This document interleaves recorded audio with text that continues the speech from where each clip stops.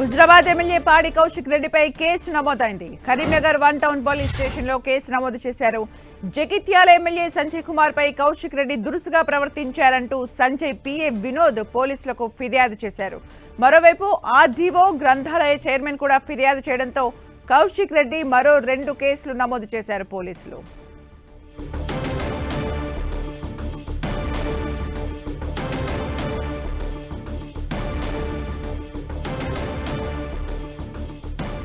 ఇక మరిన్ని అప్డేట్స్ మా ప్రతినిధి సతీష్ అందిస్తారు. సతీష్.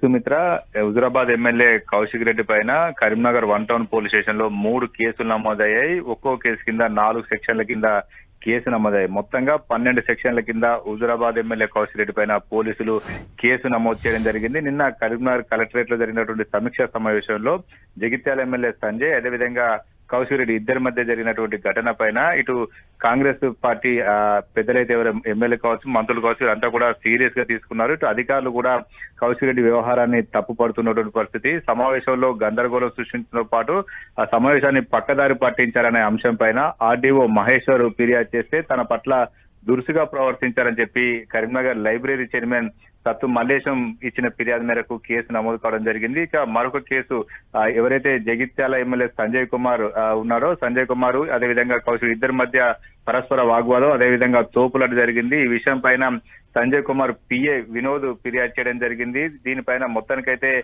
కౌశిక్ రెడ్డి వ్యవహారం పట్ల మాత్రం అన్ని వర్గాల నుంచి భిన్నమైనటువంటి అభిప్రాయాలు వ్యక్తమవుతుండగా కాంగ్రెస్ మాత్రం కొంత సీరియస్ గా తీసుకున్నట్లుగా అనిపిస్తుంది. ఇటు అధికారులు ఇచ్చిన ఫిర్యాదు మేరకు పోలీసులు అయితే కేసు నమోదు చేశారు. మొత్తంగా 12 సెక్షన్ల కింద కేసు నమోదు కావడం జరిగింది.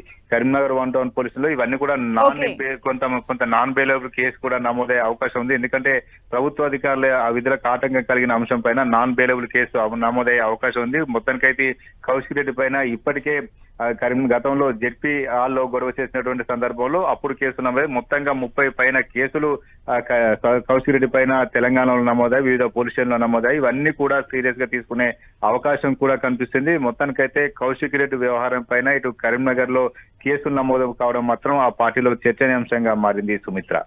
Thank you Satish for the updates.